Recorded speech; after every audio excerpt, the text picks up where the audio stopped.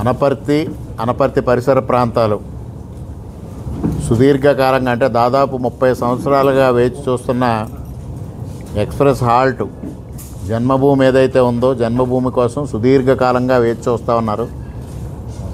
అది ఇవాళ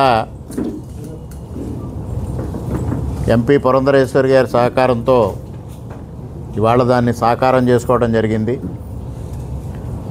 ముఖ్యంగా ఎప్పుడో 1996-97 ప్రాంతంలో మా తండ్రి గారు శాసనసభ్యులుగా ఆ రోజు గోదావరి ఎక్స్ప్రెస్ హాల్ట్ అనపర్తికి ఇవ్వడం జరిగింది. ఆ తదుపరి కాంగ్రెస్ హయాంలో ఎటువంటి రైల్వే హాల్ట్లు అక్కడికి రాలేదు. తర్వాత 2014-19 మధ్యకాలంలో నేను శాసనసభ్యునిగా శ్రీ మాగంటి మురళీమోహన్ గారు పార్లమెంట్ సభ్యులుగా ఉండగా అక్కడ వ్యాపారస్తులు ప్రజలు కోరిక మేరకు రత్నాచల్లు జన్మభూమి 2 హాల్ట్ కోసం ప్రయత్నం చేయడం, రత్నాచల్ ఆ రోజు సక్సెస్ కావడం, జన్మభూమి కోసం కూడా ప్రయత్నం ఎంపీ గారు ఆ రోజు కొనసాగించడం, దానికన్నా ముందుగా అవకాశం వచ్చిన పరిస్థితుల్లో శేషాద్రి కూడా హాల్ట్ తీసుకోవడం జరిగింది. జన్మభూమి ప్రయత్నం చివరి వరకు వచ్చేసరికి ప్రభుత్వం మారడం, ప్రభుత్వం మారిన తర్వాత ఆనాడు ఒక టిక్ టాక్ స్టార్ ఇక్కడ పార్లమెంట్ సభ్యునిగా గెలవడం, మాకు ఒక సోలో వీడియోలు సోగ్గాడు శాసనసభ్యునిగా గెలవడం జరిగింది. ఏ వారం చూసినా వాళ్ళు సోషల్ మీడియాలో వచ్చే వారం నుంచి అనపర్తిలో జన్మభూమి హాల్ట్ వస్తుందని ప్రకటనలు ఇచ్చేవారు. అది ఒక సోషల్ మీడియా కలగా మాత్రమే మిగిలిపోయింది తప్పించి 5 సంవత్సరాలు ఎక్కడా సాకారం కాల. 2024 ఎన్నికల సందర్భంగా పార్లమెంట్ అభ్యర్థిగా పోటీ చేసిన శ్రీమతి పురంధరేశ్వరి గారు, శాసనసభకు పోటీ చేస్తున్న నేను ఇద్దరం కలిసి ఒక స్పష్టమైన హామీ ఆ రోజు ఇవ్వడం జరిగింది. జన్మభూమి హాల్ట్ ఏర్పాటు చేస్తాం మేము గెలిస్తే అని చెప్పాం. ఒక వీడియో కూడా రిలీజ్ చేసి జన్మభూమి హాల్ట్ కోసం ప్రత్యేకంగా మేము రిలీజ్ చేయడం జరిగింది. ఎన్నికలై మేమిద్దరం గెలిచిన వెంటనే నెల నుంచే ఆ ప్రయత్నం మొదలుపెట్టాం. ఇక్కడ డిఆర్ఎం స్థాయిలో జనరల్ మేనేజర్ స్థాయిలో ప్రతిపాదనలు ఇచ్చాం.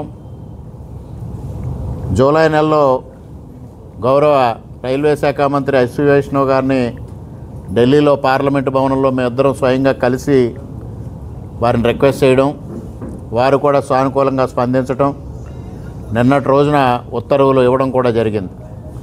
అనపర్తిలో జన్మభూమిని హాల్ట్ ఇస్తూ ఉత్తర్వులు ఇచ్చారు. ఏ రోజు నుంచి ఇక్కడ ఆగుతుంది అనే ప్రారంభ తేదీ తొందరలోనే వెలువరిస్తామని కూడా ఉత్తర్వుల్లో స్పష్టంగా పేర్కోవడం జరిగింది. అటు ఎస్వి వైష్ణవ్ గారు పురంధరేశ్వరి గారికి స్వయంగా ఒక లేఖ రాశారు. అదేవిధంగా జనరల్ మేనేజర్ గారు అఫీషియల్గా ఒక లెటరు రిలీజ్ చేయడం కూడా జరిగింది. ఇది అనపర్తి ప్రాంతం అంటే అనపర్తి, బిక్కవోలు, పెదపూడి మండలాలకే కాకుండా పక్కనున్న రామచంద్రాపురం, మండపేట ప్రాంతాలకు కూడా చాలా ప్రయోజనకరం. ముఖ్యంగా మా ప్రాంతంలో ఎవరైతే ఫైనాన్స్ వ్యాపారస్తులు ఉన్నారో ఈ ఫైనాన్స్ వ్యాపారస్తులందరూ దాదాపుగా 100ల సంఖ్యలో రోజు విశాఖపట్నం, విజయవాడ ప్రయాణం చేస్తూ ఉంటారు. ఉదయం శేషాద్రి విశాఖపట్నం వెళ్ళిన తర్వాత మరలా సాయంత్రం వరకు ఇంకొక ట్రైన్ లేని పరిస్థితిలో జన్మభూమి హాల్ట్ కావాలని సుదీర్ఘకాలంగా అక్కడ వేచి చూడడం జరుగుతూ ఉంది. అది ఈరోజు కేంద్ర ప్రభుత్వ సహకారంతో, పురంధరేశ్వరి గారి సంపూర్ణ సహకారంతో అది సాకారం అయినందువల్ల నిన్నటి రోజు నుంచి మా ప్రాంత ప్రజానీకం అందరూ హర్షాతిరేకాలు వ్యక్తం చేస్తూ ఉన్నారు. ముఖ్యంగా దీనికి ఎవరైతే జన్మభూమి కోసం సుదీర్ఘకాలంగా వేచి చూస్తూ ఉన్న ప్రజానీకం ఉన్నారో వారందరి తరఫున కేంద్ర రైల్వే శాఖ మంత్రి అశ్విని వైష్ణవ్ గారికి, అదేవిధంగా గౌరవ పార్లమెంటు సభ్యులు శ్రీమతి పురంధరేశ్వరి గారికి, అదేవిధంగా ఈ కార్యక్రమాన్ని మొదటి నుంచి సమన్వయం చేస్తూ మాకు ఎప్పటికప్పుడు తగు సూచనలు సలహాలు ఇస్తూ ఉన్న మా స్థానిక భారతీయ జనతా పార్టీ నాయకులు శ్రీ ఉన్నికృష్ణన్ గారికి కూడా నేను హృదయపూర్వకంగా కృతజ్ఞతలు తెలియజేసుకుంటూ ఉన్నా. ఇవాళ పొరపాటును వారిని ఆహ్వానించడం మర్చిపోవడం జరిగింది. వారు ఎప్పటికప్పుడు ఫైలు కదలికలు తెలియజేస్తూ పురంధరేశ్వరి గారిని నన్ను అప్రమత్తం చేస్తూ తగు సూచనలు ఇస్తూ ఇది రావడంలో వారు కూడా సంపూర్ణమైన సహకారం అందించారు. వారికి కూడా సంపూర్ణమైన కృతజ్ఞతలు తెలియజేసుకుంటూ ఉన్నా. ఇవాళ కూటమి ప్రభుత్వం వచ్చిన తర్వాత గౌరవ పార్లమెంటు సభ్యురాలు సహకారంతో అనపర్తి నియోజకవర్గంలో ముఖ్యంగా అనపర్తి రైల్వే స్టేషను అభివృద్ధి ఇవాళ 39 కోట్లతో జరుగుతూ ఉంది అమృత పథకం కింద. అదేవిధంగా సుదీర్ఘకాలంగా ఏదైతే మా ప్రాంతంలో బెక్కవోలు రైల్వే స్టేషన్ అభివృద్ధి చెందాలని కోరుకుంటా ఉన్నారో అది కూడా అమృత్ సెకండ్ ఫేజ్లో దాన్ని కూడా అంగీకారం తెలపడం జరిగింది రైల్వే బోర్డు. అదేవిధంగా ఇవాళ లక్ష్మణరసాపురం దగ్గర ఒక ఫ్లైఓవరు, ఇళ్లపల్లి దగ్గర ఒక ఫ్లైఓవరు శాంక్షన్ ఇవ్వడం జరిగింది.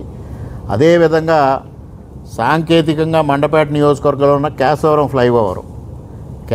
ఫ్లైఓవర్ మండపేట నియోజకవర్గంలో ఉన్నప్పటికీ కూడా అనపర్తి నియోజకవర్గం ప్రజానీకానికి అత్యంత ప్రయోజనకరం. ఎందుకంటే రాజమహేంద్రవరం వచ్చే ప్రతి ఒక్కరికి అక్కడ ఇబ్బందికరమైన పరిస్థితి వస్తూ ఉంది. అందుకోసం సుదీర్ఘకాలంగా రామచంద్రాపురం, మండపేట, అనపర్తి ప్రాంత ప్రజానీకం అక్కడ ఫ్లైఓవర్ కావాలనేది డిమాండ్ ఉంది. అది కూడా వేగుళ్ల జోగేశ్వరరావు గారు అదేవిధంగా హరీష్ గారు సహకారంతో పురంధరేశ్వరి గారి చొరవతో దాన్ని కూడా మంజూరు చేసుకోవడం జరిగింది. ఈ విధంగా గౌరవ పార్లమెంటు సభ్యులు పదవీ బాధ్యతలు చేపట్టిన ఈ 16 నెలల కాలంలో అనేక కార్యక్రమాలను కేంద్ర ప్రభుత్వం నుంచి ఇవాళ తెచ్చి మాకు సహకారం అందిస్తున్నందుకు వారికి ప్రత్యేకంగా కృతజ్ఞతలు తెలియజేసుకుంటా ఉన్నా. అదేవిధంగా ఇవాళ ఏదైతే 15 రోజుల క్రితం సాంకేతికంగా రాయవరంలో ఉన్నప్పటికీ ఆ మృతులంతా అనపర్తి నియోజకవర్గానికి చెందిన వాళ్ళు. ఎప్పటి నుంచో సుదీర్ఘకాలం 70 సంవత్సరాలుగా కొమరిపాలెం అనే గ్రామం ఈ బాణాసంచా తయారీకి ప్రసిద్ధిగాంచింది. వేట్లపాలెం తర్వాత కొమరిపాలెం ప్రసిద్ధిగాంచింది.